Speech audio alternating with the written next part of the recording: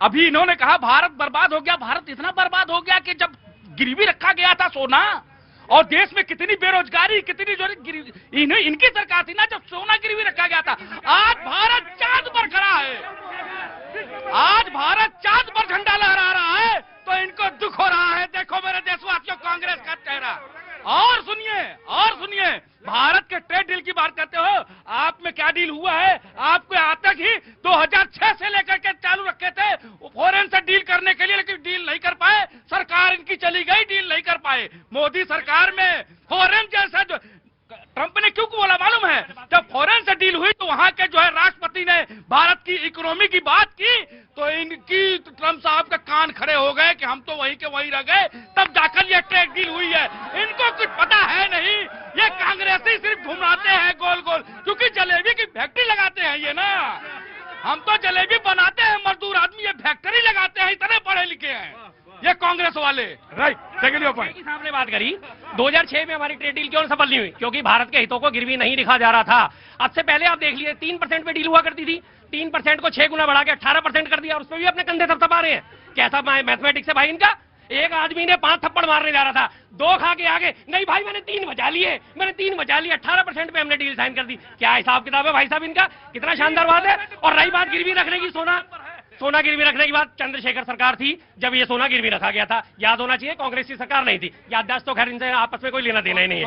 हाँ जी, दे कौन रहा था? उसके बाद जाके मनमोहन सिंह जी ने वो सोना वापस भी लेके आए हैं। याद करिए इस चीज को। नहीं, ये गलत बातें नहीं होनी चाहिए, गलत बयानी नहीं होनी चाहिए। अब उसके बाद ये डील कर रहे हैं कि डील साइन क्यों नहीं गए? 3% से 18% पे लाके बहुत खुशियां मनाई जा रही है भाई साहब, बहुत खुशियां। अरे 18 पे आके 18, 3 थप्पड़ कम पड़े यार, हमें तो बड़े खुशी। हम तो एक इधर पड़ा, बाकी 3 हमने बचा लिए। कितनी बढ़िया बात कर रहे हैं भाई साहब। देखिए भैया जी, ये 2014 के बाद का भारत है, ये बदलता हुआ भारत है। माननीय मोदी जी के नेतृत्व में नया भारत बन रहा है। और इनसे पूछिए, ये बार बार वियतनाम की बात करते हैं लेकिन चाइना की बात नहीं करते हैं, क्योंकि चाइना पे 30% लगा हुआ है, जो कि हमारे भारत से लगातार उससे हम कर रहे हैं। लेकिन नहीं, आप जब बाकी जगह की बात करें तो चाइना की बात करिए। लेकिन हम इनसे पूछना चाहते हैं, आपने बीच में हमें बोलने नहीं दिया। सॉरी नहीं भैया जी, 2013 में माननीय मनमोहन सिंह जी के नेतृत्व में भारत में सरकार चल रही थी। इनसे पूछिए कि WTO में समझौता जो किया बाली के अंदर में, उस समय कांग्रेस की सरकार थी।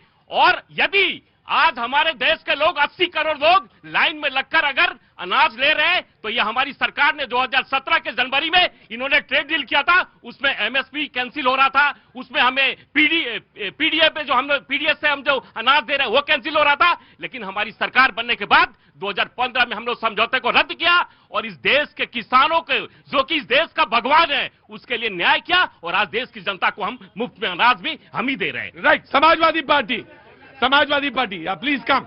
समाजवादी पार्टी, हाथ उठाइएगा, मैं आ जाऊंगा। हाँ जी, आ रहा जी। बोलिए, क्या नाम है सर आपका? भूपेंद्र त्रिपाठी, ग्वालियर से जी। कैसे हैं? बस बढ़िया है। ग्वालियर कैसा है?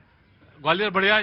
हाँ जी, बोलिए, अब बोलिए। केवल मैं इतना कहना चाहता हूं कि विगत 35 वर्षों से लाल किले से हमने केवल एक ही आवाज सुनी थी, गरीबी हटाओ देश बचाओ, गरीबी हटाओ देश बचाओ। न गरीबी हटी, वो देश तो आज कहां से कहां पहुंच गया। यदि उस जमाने में हम बात करें तो किसानों की जो पर एकड़ जो खेती होती थी और आज जो पर एकड़ खेती होती है वो कहां से कहां पहुंच गई। उस जमाने में किसान के बेटे सब अपनी जमीन बेच के शहर की तरफ आ रहे थे। आज बड़ी IIT करा हुआ बंदा या विदेश में अच्छी से अच्छी नौकरी करा हुआ बंदा वापस अपने गांव की तरफ खेती के लिए जा रहा है। राइट, टेक योर पॉइंट ना। समाजवादी पार्टी देखिए, ये जो भारतीय जनता पार्टी के प्रवक्ता हैं, ये फैक्ट फिगर से बहुत दूर की बात करते हैं। मैंने पहले, इनका हाल ये है कि अगर ये किसी कुर्ते को सिलवाने किसी दर्जी को दे के आए और सिलवाना तो उनका फुल बाजू, उसने हाफ बाजू काट दिया तो हाफ बाजू के ये उसके गुणगान करने लगते हैं। पहले तो शर्म करो कि देश के 80 करोड़ लोगों को आपने राशन की लाइन में लगाया हुआ है। और दूसरी बात, देखिए ये बड़ा सेंसिटिव इशू है, यहां पर ऑडियंस खड़ा हुआ है। आपको ये देखना पड़ेगा, ये ट्रेड डील भारत के मार्केट सेगमेंट में जो हमारी टोटल GDP है उसमें 70% एम्प्लॉयमेंट कृषि क्षेत्र से आता है और 17% एम्प्लॉयमेंट जो 1992 में 32% GDP में हुआ करता था, आज 17% में कृषि क्षेत्र GDP पे आ गया। आप पूरा सब कुछ इन कॉर्पोरेट्स के हाथ में दे दीजिए, सारा कॉर्पोरेट टैक्स आप कम कर दीजिए।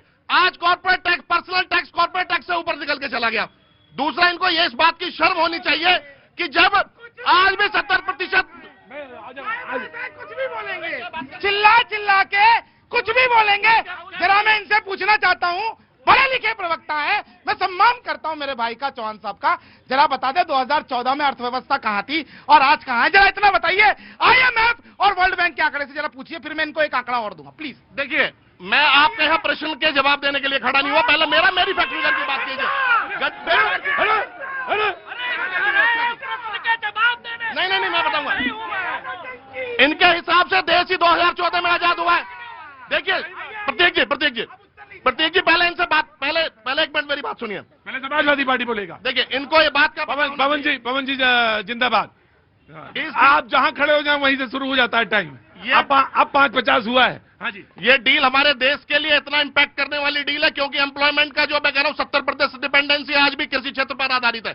और इनको इतना पता होना चाहिए, ये सांस्कृतिक देश के अंदर जो उनका फूड है वो एनिमल ड्राइव्ड फूड, वो जो गाय फूड खाती हैं उन्हीं से लैक्टोज निकलेगा।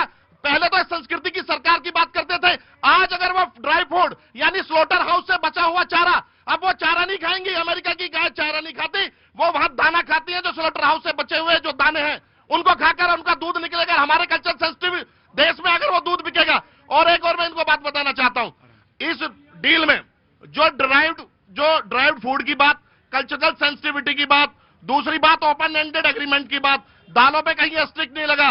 और एक बात और आप इनसे पूछिए, 2.5 एकड़ पर किसान का एवरेज हमारा बोने का क्षेत्र आता है पूरे भारत कृषि क्षेत्र में, और वहां पर 450 एकड़ का एवरेज लैंड बैंक है। जब वो सारा मटेरियल हमारे ट्रेड डील के माध्यम से हमारे भारत में डंप होगा, कहां तो वो डंप करेंगे और हमारे किसान जहां पैकिंग यूनिट का पता नहीं, प्रोसेसिंग का उनका पता नहीं, रोजाना उनके हालात हैंड टू माउथ हमारा किसान है। जब उतना माल हमारे भारत में आकर यहां डंप होगा तो हमारे किसान के मार्केट को कैसे सेव करेंगे, इस बात का जवाब दीजिए। जी, 2 चीजें कहीं इन्होंने कहा कि डंपिंग यार्ड बन जाएगा, क्योंकि जब आप कृषि के तमाम सारे साधन उपकरण यहां लाएंगे तो फिर हमारा खेती जो है, खेती तो आप करेंगे रखवाद में है, लेकिन साथ साथ आप जो डंप करेंगे उसका एक प्रश्न है। सिर्फ मंगा ही रहे हैं क्या, भेजेंगे नहीं, कुछ भी निर्यात नहीं करेंगे, सिर्फ ये मार्केट बना रहे हैं क्या अमेरिका का? ये जरा चौहान साहब को मैं याद दिला दूं, जो 2004 से 14 तक UPA 1 और UPA 2 था, जिसका आप भी हिस्सा थे, उस समय भारत की जो MSME थी उनकी क्या स्थिति थी जरा बताइए। ये जो एक माइक है ना आपका, ये माइक भी भारत में नहीं बन रहा था, वो भी चीन से आता था। एक और चीज मैं आपको बताना चाहता हूं, याद दिलाना चाहता हूं, ये बहुत अर्थव्यवस्था की बात कर रहे हैं आप, देश के बड़े पत्रकार हैं। 1994-95 के अंदर चीनी कांड याद है आपको? याद है? नरसिंहराव सरकार के अंदर भारत का पहला ऐसा देश है भारत जो कि विदेशों से चीनी जो है वो मंगा रहा था 30 से 35 रुपए किलो के भाव से, और भारत से निर्यात हो रही थी चीनी 12.5 रुपए किलो के भाव से। ये स्थिति इन लोगों ने देश की अर्थव्यवस्था कर रखी थी, जो आज ये डुगडुगी बजा रहे हैं। एक चीज और, make in India, made in India, stand up India, startup India, और साथ में जितने भी इंटरप्रेन्योरशिप है वो इस एग्रीमेंट के बाद विदेशों में अमेरिका तक जाएंगे। ये लोग केवल उधम मचाने का काम करते हैं। देखिए, हर एक बजट में आपको एक नया जुमला देखने को मिलेगा। कभी करेंगे मेक इन इंडिया, कभी करेंगे विकसित भारत, और इनका जुमलेबाजी। देखिए मेरी बात, से पहले क्या थी? अरे क्या बात करते हैं आदमी? अरे पहले चिल्लाइए मत, थोड़ा दूर खड़े हुए, पहले चिल्लाइए मत, अरे अर्थव्यवस्था की बात कर रहे हैं। ये 1991 में आराम से कूल डाउन। कहां से आना हुआ? यहीं से। हमारा तो जी घबराने लगता है बहुत ज्यादा। वो तो कोई अच्छा है, ब्लड प्रेशर मेरा ठीक ठाक रहता है, कंट्रोल रहता है। हाँ तो नमस्ते, आप फोटो बना रही हैं? वीडियो बना रही थी, बताइए कहीं लड़ाई झगड़े के कहीं वीडियो बनाने चाहिए? आप ही लोगों ने आदत खराब करी है। हाँ जी सब एक ही है सर, ये झगड़ा जनता को बेवकूफ बनाने कह रहे नेताओं का झगड़ा नहीं होता, तुम ही लोगों ने दिमाग खराब किया है।